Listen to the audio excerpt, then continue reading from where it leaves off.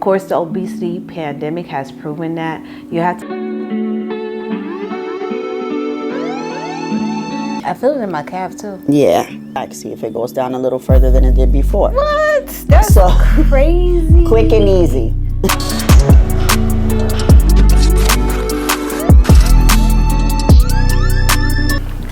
All this is just your Seamoss, the Seamoss, the bladderwrack, and the burdock root.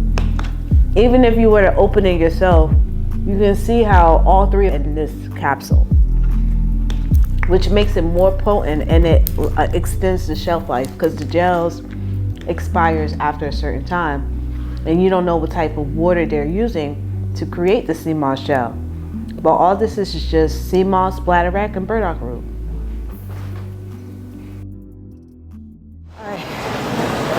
So here we go.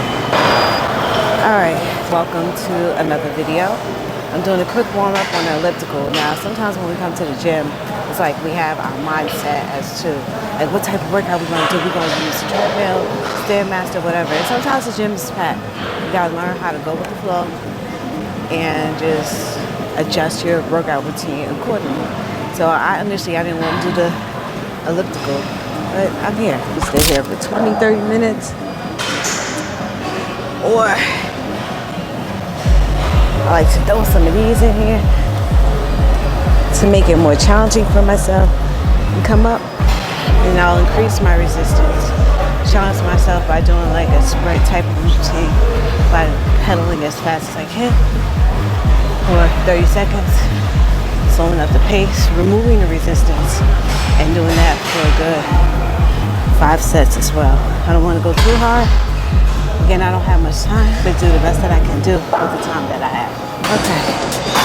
Alright, so let me see if I can run through these really quick. Alright.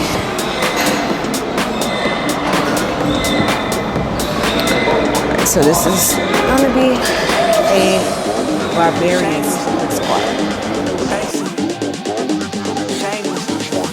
I would have liked to gotten a lot more footage today, but unfortunately, again, as I mentioned earlier, I don't have much time. So I was able to get the workout in, which was a good thing. Was able to challenge myself when it comes to, resistance on the elliptical, but that's what it is sometimes. Sometimes you don't have time, but you have to make the most out of the time that you have. So I have to head on out and make my appointment.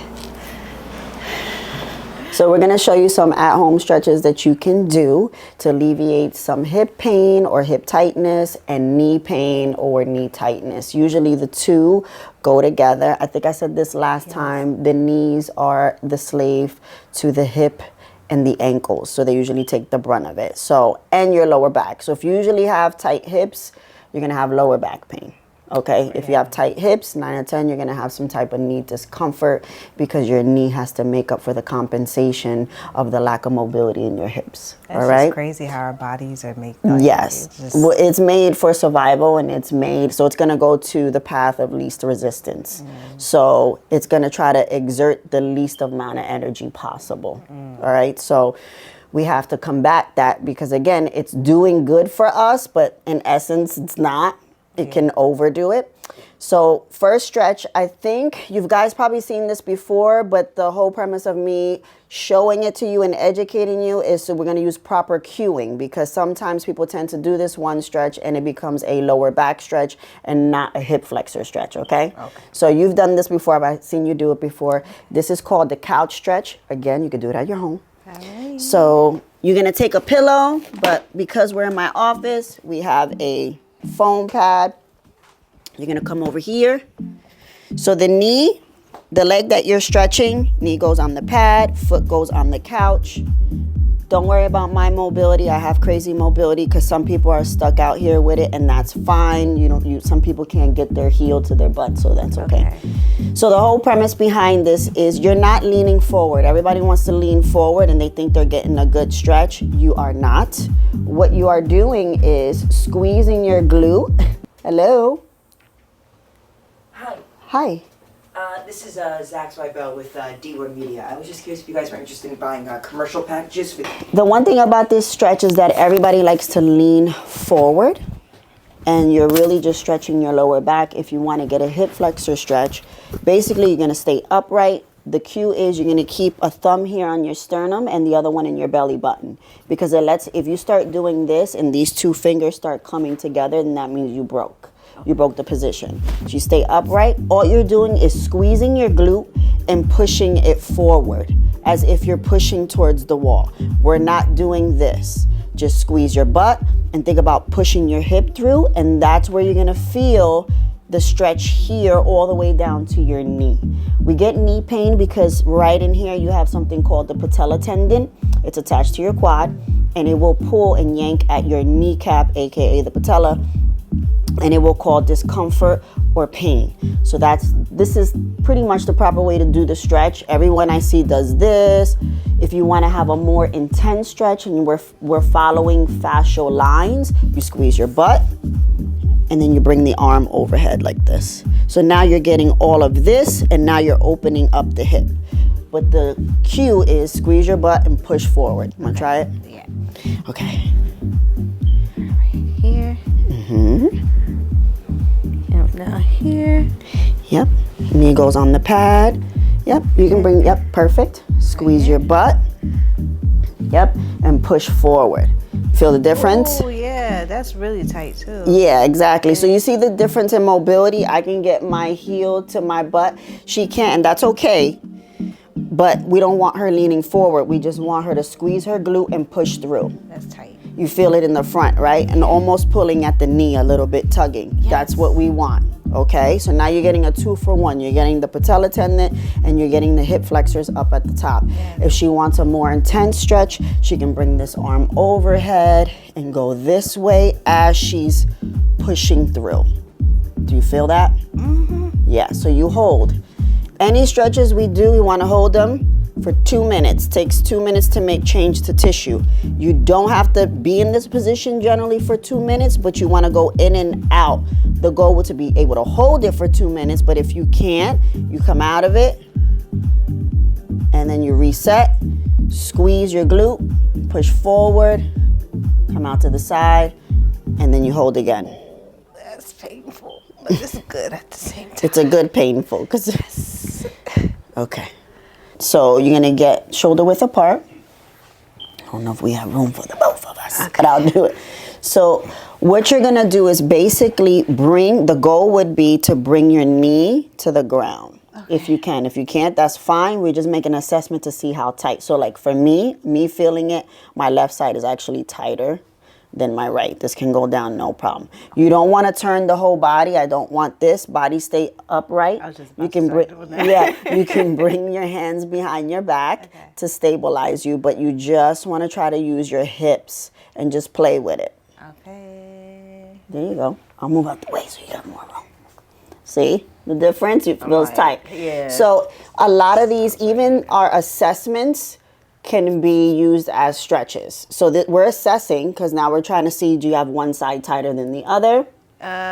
Oh, this is really tight. Like I could barely, no, I can't. Like my hip is like getting ready to pop right now. It's just not doing what it needs. Not what it needs to do? Okay. Wait. Nah, Good. it just doesn't want to go. This is it. That's it. So basically, this is an assessment. She knows that she has one side tighter than the other. And all you're going to do is same thing, right? Go down, and then you're going to take this hand, put it on your knee, push down, and hold for 5, 4, 3, 2, 1. You stay here in this position, and you're going to push down, but push your knee up into your hand. So you're basically fighting yourself. Resistance. Yeah. So hold for 5, 4, 3, 2, 1. Relax. Come out. Good.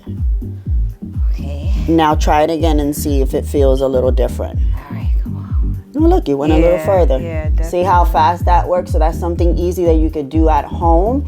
Again, you assess it, and then you just use the same assessment technique to actually perform the stretch. It's no different. Now do the other side. So come down. That's where you're at right now, right? Yeah. So hold, push your hand there. Push down, take a deep breath. Inhale, exhale, push, let the tissue relax. Hold for 5, 4, 3, 2, 1. Now resist yourself, fight, push, push, push. 5, 4, 3, 2, 1. Slowly come out of it. Good, and now assess it again. Just move it back. See if it goes down a little further than it did before. What? That's so crazy. Quick and easy. So that's something that you can do at home to try to open up the hips. You can use it as a warm-up. Wow. So the goal would be to get your knee to the floor. I have to do this more often. I'm definitely gonna add this one in there. Yeah, but I would have to stretch. I would have to go all the way back to feel the stretch. Like, yeah. I feel it like right here. This is where I feel it. So you're good there. Yeah. Yeah. All right. Next one is going to be for the knees. Okay. So we just did the rotation, right? And we're just trying to assessing. And then you even said to yourself you felt more in the hip. Right. So the point of those stretches is to actually isolate the hip capsule. So we're going more in the joint as opposed to like the tissue around it. We're going to kind of do the same thing with your knee. It's kind of hard to stretch out the knee because it's attached to the quad.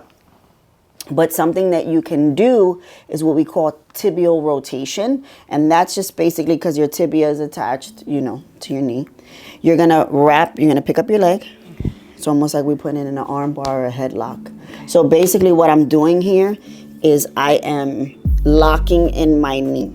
Okay. So that I know that my hip is not gonna come for the ride. All right? Because your joint should move, your knee should move separately from your hip, okay? Right. So we're gonna lock it in. Okay. And then all we're gonna do is bring our foot up towards us. We're gonna come out, right? Turn in and down. Then you're going to turn out and up. And this is working your knee. Okay. You're going to feel it in the ankle a little bit. I was about to say that. Mm-hmm. I feel it in my calf too. Yeah. And then you come out. So this is how we're going to isolate the movement of the knee. And that's it, very simple. Oh, I'm about to cramp up. And cramping is normal. So listen, she's cramping. What that means is that those muscles are working that are not used to working. Yes. So it's fighting you. So you want to work through the cramping because eventually it'll get better. Yeah. Okay. So whenever you do some of these stretches, you might feel like you're cramping, but the goal is to breathe through it and fight through it because it's your body resisting itself. It's trying to give you a little bit more leeway into the movement, but it's resisting, so it'll just cramp up. But once you breathe and you kind of fight through it or hold it for a little bit more, it'll allow you more access, more range of motion.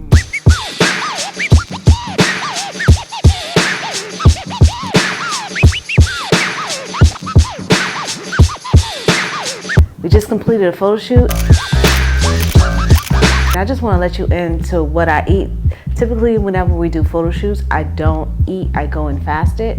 And after we're finished, I eat my meals because I don't want to appear bloated in the videos or in the pictures, or whatever we're shooting at that moment. So right now, I'm going to show you what I have. And this is what I would eat considering, am I going to be active? Am I not going to be active? Just breaking down like how I pair my meals. So today I am going to be active. Right now, this is a breakfast wrap, a burrito wrap. It has avocado, it has your eggs, it has tomatoes. That would be that. And then I would consider the amount of carbs that's in that wrap to consume. Tomatoes, this looks really good.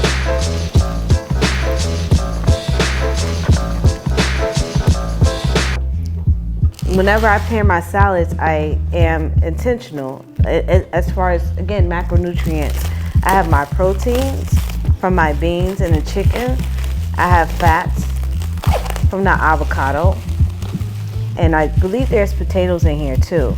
This is why I don't demonize foods. Everything has its time and place. It's just a matter of how much you're consuming. Of course, when it comes to factors like medical conditions, things like that, you would have to factor that in yourself. Our genetics are so complex as far as like we're a make of our mothers, our fathers, their medical history, both of their medical history, and then we get a mixture of it, of all of that. When it comes to your diet, you really have to study yourself, see how you react to certain foods. As long as you know the basics, you know what your proteins are, your fats, your carbohydrates. I broke that down in the previous videos as far as a list. And if you want me to do that, I could put it in the description or something like that for you as well. There is no one diet that's the magic pill. Of course, the obesity pandemic has proven that. You have to find the right diet that's best for you as far as getting your genetics, what you're consuming, working closely with your doctor, getting your blood markers checked, get CMP to see how your body is reacting to what you're consuming, and just take it day by day. Trust me, it sounds harder than it actually is, but once you take the steps, you'll figure it out. It'll get easier as we go along. What is this? Okay, this is another just like a little mini. Oh, this is so cute. But this is another example of a carb that you could consume. If I would eat this type of bread after a workout, because again, this is a high glycemic carb as far as the bun itself. And I probably would do without the bacon because it has the amount of fat that I wouldn't need post-workout. So I would probably do it with the bacon, or I could do this before my workout too as well. So it just depends on what I ate throughout the day again. All right, you guys, I thank you so much for watching. Please don't forget to hit like, and I'll see you again next time.